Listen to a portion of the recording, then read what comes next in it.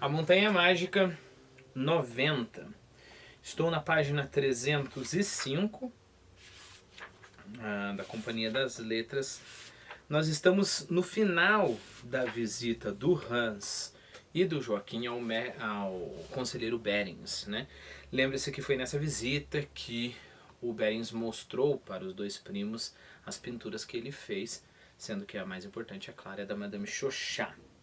O que eu tenho para te dizer sobre essa parte aqui que eu vou ler uma longa parte, eu vou ler uma página e meia,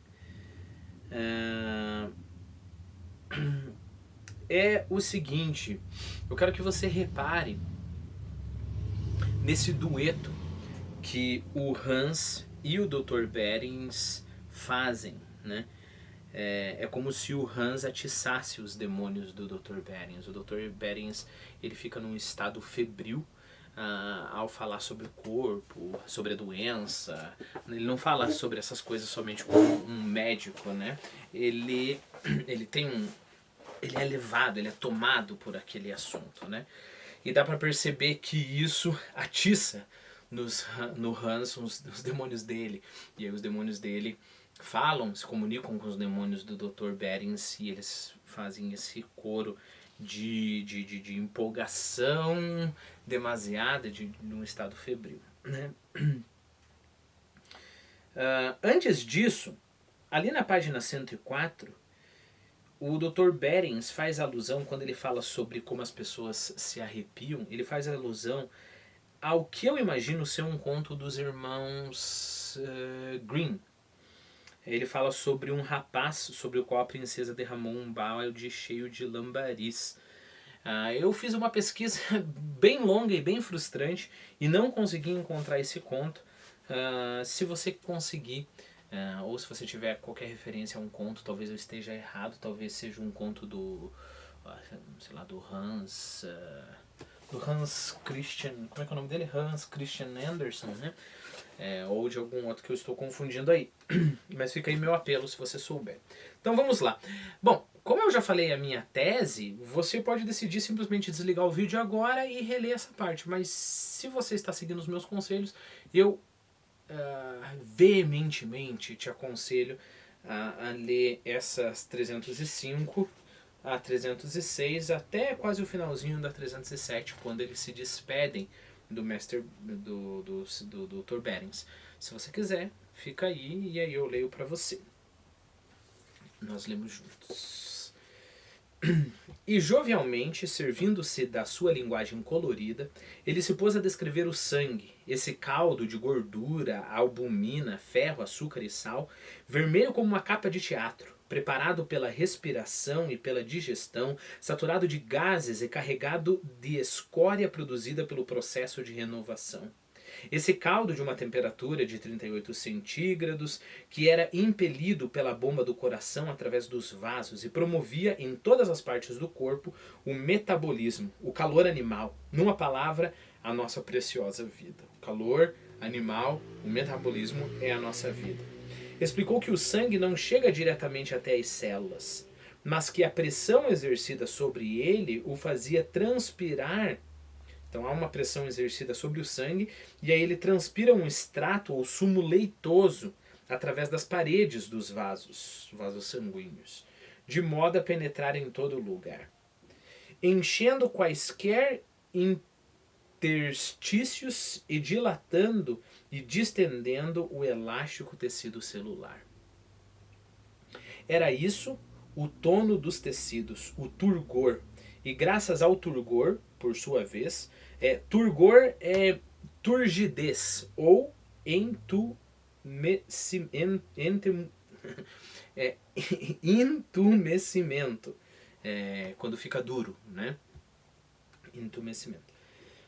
Era isso o tono dos tecidos, ou seja, o sangue sendo pressionado através dos vasos, né? O turgor.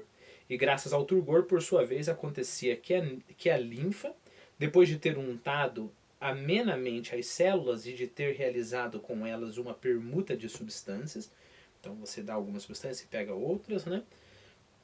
Era enviada aos vasos linfáticos e voltava ao sangue, à razão de 1,5 litros por dia. E o conselheiro discorreu sobre o sistema de condução e de sucção dos vasos linfáticos, tratou do canal lactífero que recolhia a linfa das pernas, do ventre, do peito, de um dos braços e de um lado da cabeça. Passou a falar de passou a falar de uns delicados órgãos, filtros, que se encontravam em muitos lugares dos vasos linfáticos, os chamados gânglios, situados no pescoço, nas axilas, nas articulações do cotovelo, nas jarretes e em outros lugares igualmente íntimos e suaves do corpo. Jarrete é a parte de trás da perna, tipo como se fosse a parte de trás da coxa, aqui acima dos joelhos. Aí se podem formar inchações, explicou Berens, e eis que justamente este havia sido o nosso ponto de partida. Os glânglios linfáticos entumecem, por assim dizer. Nos jarretes ou nas articulações dos braços forma-se aqui ou ali tumores semelhantes aos hidrópicos. E quando isso se dá, há sempre um motivo, ainda que pouco simpático. Em certas circunstâncias, torna-se então mais que óbvio o diagnóstico de uma obstrução tuberculosa dos vasos linfáticos. Rascastorp permanecia calado. Pois é, disse ele baixinho depois de uma longa pausa. É isso mesmo. E eu bem que poderia ter me tornado médico.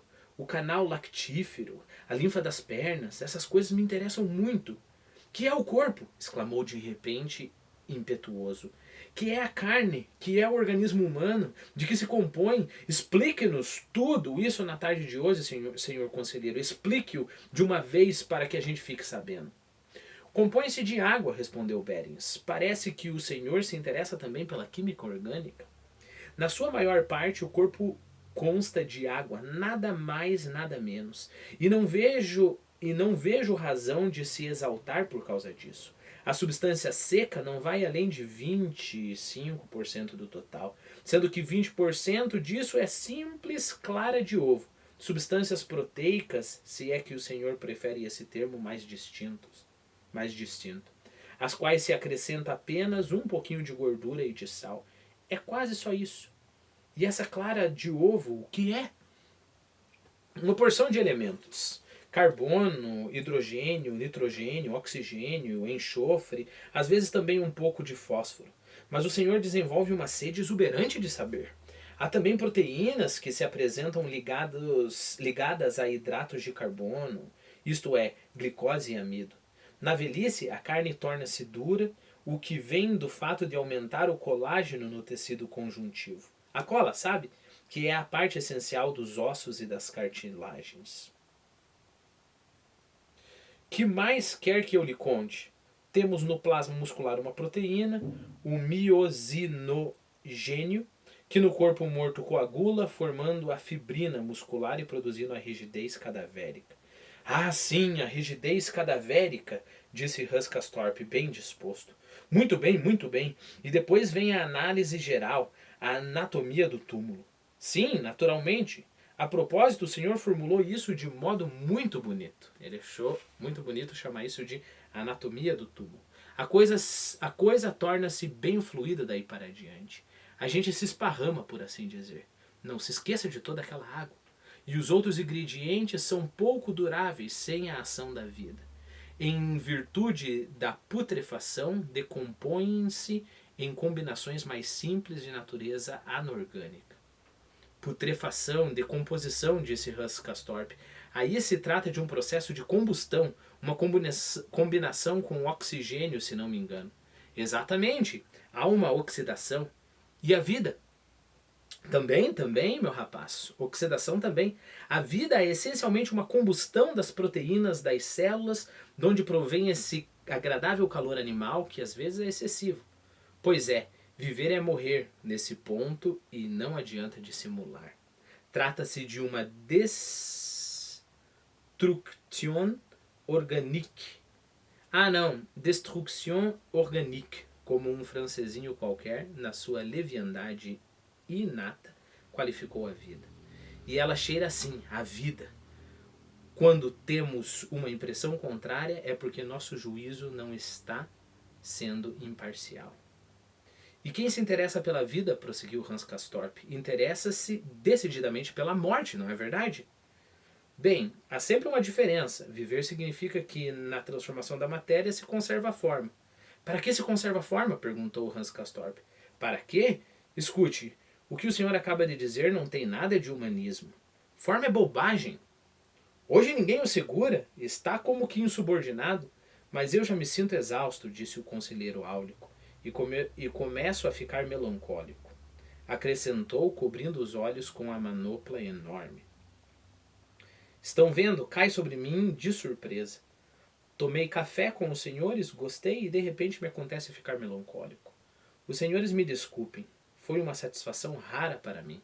Um prazer extraordinário.